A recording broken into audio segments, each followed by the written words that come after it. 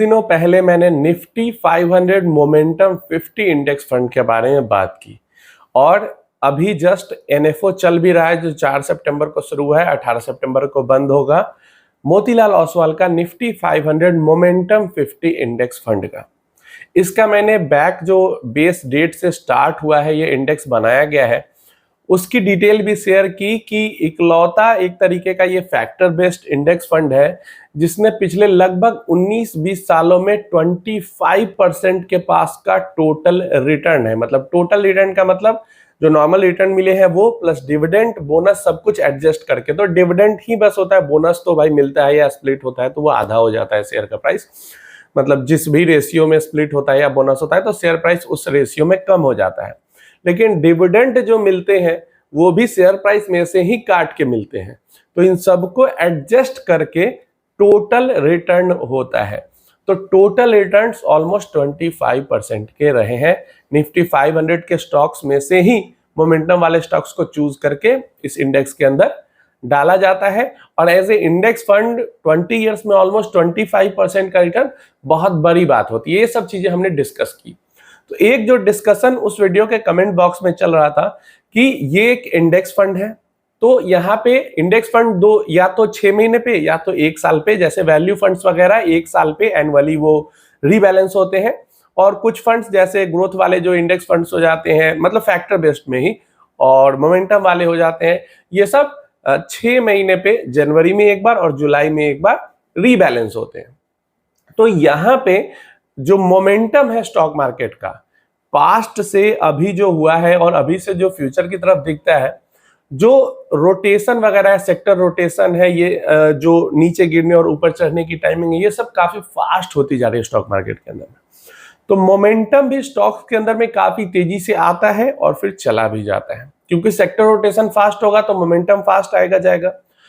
तो कई लोगों का ऐसा कमेंट्स में कहना था कि अगर एक्टिव फंड हो और फंड मैनेजर को फ्री किया जाए कि वो जब चाहे एंट्री एग्जिट कर सके, क्योंकि एक्टिव होगा तभी फंड मैनेजर फ्री होगा एंट्री एग्जिट करने के लिए, अपने अकॉर्डिंग उसके अंदर एलोकेशन कम ज्यादा करने के लिए। इंडेक्स फंड को अगर कॉपी करना है तो इंडेक्स के अकॉर्डिंग करना होगा और हर 6 महीने पे भी वो रीबैलेंस होगा। अब हो सकता है 6 महीने में कई स्टॉक्स हैं जो मोमेंटम में आके चले भी जाए और रिटर्न्स अगर एक्टिवली मैनेज्ड फंड तो हो सकता है इससे भी अच्छे रिटर्न्स जनरेट किए जा सके।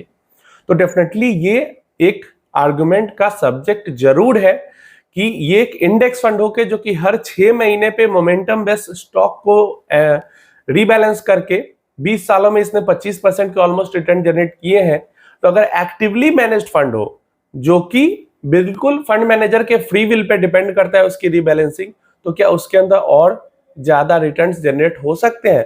तो देखो यहाँ पे दो चीजें हैं, हो भी सकते हैं और नहीं भी हो सकते हैं। अगेन जैसे सारे फंड्स के अंदर डिपेंड करती है कि फंड मैनेजर कितना कैपेबल है, फंड मैनेजर की स्ट्रेटजी कितनी अच्छी है और उसका पिक कितना अच्छा है। दो एएमसी, दो asset management company, axis mutual funds and Nippon mutual funds, ये दोनों तैयारी कर रहे हैं एक्टिवली मैनेज्ड मोमेंटम फंड लाने की। अभी के टाइम पे बहुत ज्यादा एक्टिवली मैनेज्ड मोमेंटम फंड नहीं है, तो यहाँ पे ये दो जो बिग एएमसीज हैं और खासकर निपॉन तो अभी काफी पॉपुलर है, एक्सिस भी पास्ट में काफी पॉपुलर रही है और ये दोनों एक्टिवली मैनेज्ड मोमेंटम फंड लाने जा रहे हैं। सेबी के पास जो है पेपर्स फाइल हो चुकी हैं। अभी क्लियरली ये डेटा नहीं निकल के आया है कि ये किस मार्केट कैप के ऊपर वाले स्टॉक्स के ऊपर, मतलब लार्ज कैप या मिड कैप या स्मॉल कैप या टोटल या किस मार्केट कैप के ऊपर मोमेंटम फंड लाएंगे या फिर फ्लेक्सी कैप की तरह किसी भी मार्केट कैप के स्टॉक में से मोमेंटम स्टॉक चुन के ये इन्वेस्टमेंट करेंगे, ये प्रॉपर्ली अभी क्लियर नहीं हुआ है। बहुत ज्यादा चांसेस है, हो सकता है कि जैसे निफ्टी 500 है तो उसी का एक्टिवली हो जाए या फिर फ्लेक्सी कैप की तरह निफ्टी, टोटल निफ्टी के अंदर जितने स्टॉक्स है उनमें से कर ले। तो ये तो जब पेपर्स और डिटेल्स पूरी तरीके से पब्लिक डोमेन में आएगी तो हमें समझ में आएगा, लेकिन प्रोसेस में है एक्टिवली मैनेज्ड फंड आने की, ये जानकारी आपको देना जरूरी। अब यहां से बिल्कुल ये भी मान लेना कि एकदम अगर एक्टिवली मैनेज्ड है तो अच्छा करेगा ही करेगा, ये भी नहीं हमें समझना है। यहाँ पे एक्टिवली मैनेज्ड के अंदर चीज ही वही हो जाती है कि कुछ समय चाहिए इनकी स्ट्रैटेजी को प्रूव करने के लिए कि ये अपनी स्ट्रैटेजी पे कितना खरा उतर रहे हैं। जैसे कोई भी इंडेक्स फंड है, कुछ फंड है जो इंडेक्स फंड से अच्छा करते हैं, कुछ फंड है जो इंडेक्स से खराब करते हैं।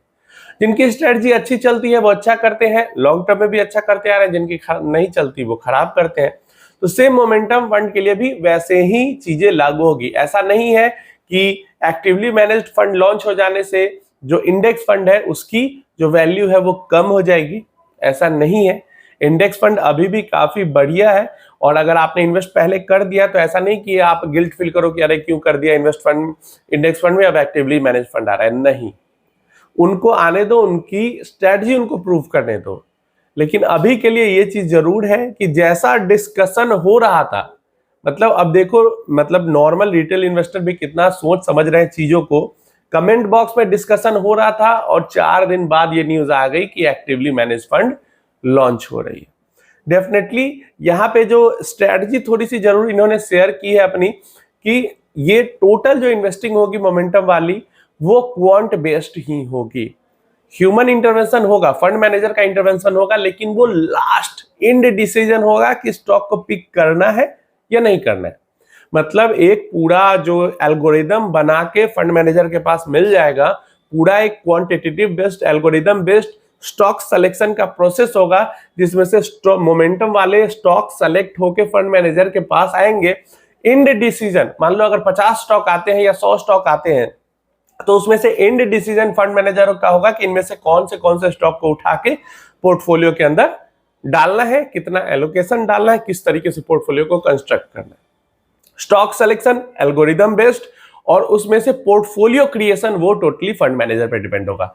तो क्वांट और ह्यूमन दोनों को मिला के मोमेंटम फंड्स को यहां पे चलाया जाएगा। आप अपनी राय इसके बारे में जरूर देना। मैं फिर से कहूंगा कि पहले ही से आपको जजमेंटल नहीं होना है, पहले ही से आपको माइंडसेट ऐसा नहीं बना लेना है कि अब एक्टिवली आ रहा है तो वो बहुत बढ़िया ही करेगा। अगेन, फंड मैनेजर के जो कैपेबिलिटी है वो कैसे है, इस पे बहुत ज्यादा डिपेंड करेगा। और ऐसा नहीं कि पहले से अच्छा करते आ रहे हैं, बाकी सेक्टर्स में अच्छा किया तो यहां भी अच्छा करेंगे। आने दो, उनको अपनी स्ट्रेटजी प्रूव करने दो, देन इसके अंदर में इन्वेस्ट करने का। मान लो 1 साल 2 साल तक ये स्कीम्स चलती हैं, फिर इनको कंपेयर करो इंडेक्स के साथ कि किस तरीके से इंडेक्स के अगेंस्ट में ये परफॉर्म कर पा रही है। पूरा एनालिसिस करने के बाद, मेहनत का कमाया पैसा है, ऐसे ही नहीं डाल देना है। क्योंकि जो मोतीलाल ओसवाल ने इंडेक्स फंड लॉन्च किया है उसमें हमारे पास आई थिंक 2005 से अभी तक का डेटा है कि 2005 से अभी तक एनुअलाइज्ड टोटल रिटर्न 25% का जनरेट हुआ है। जैसे 2005 की बात बोले तो 2008 की भी क्राइसिस आई है, 2014 में भी गवर्नमेंट चेंज हुआ है, फिर डिमोनेटाइजेशन की क्राइसिस आई है, फिर कोविड वाली क्राइसिस आई है, और फिर रशिया यूक्रेन वॉर वाली क्राइसिस आई है। इतने क्राइसिस के बाद भी 25% का रिटर्न वहां पे जनरेट हो रहा है। तो ऐसे में ये जो अब फंड लॉन्च हो रहे हैं, ये 1-2 साल में क्या कमाल दिखाते हैं वो देखना बहुत ज्यादा मतलब बेहतरीन होगा। एंड देन उसके बाद डिसीजन, शुरू से ही जाके बस एनएफओ में इन्वेस्ट करना एक अच्छी चॉइस नहीं होगी। क्योंकि सैमको का है एक्टिव मोमेंटम फंड, बट कुछ खासा कमाल वो नहीं दिखा पा रहा है। इसलिए सोच समझ के इन्वेस्टमेंट का डिसीजन ले, ऐसे ही बस जाके इन्वेस्ट मत कर देना। उम्मीद है इन्फॉर्मेशन हेल्पफुल होगी। कोई और क्वेश्चन या क्वेरी है तो नीचे कमेंट बॉक्स में पूछ लेना।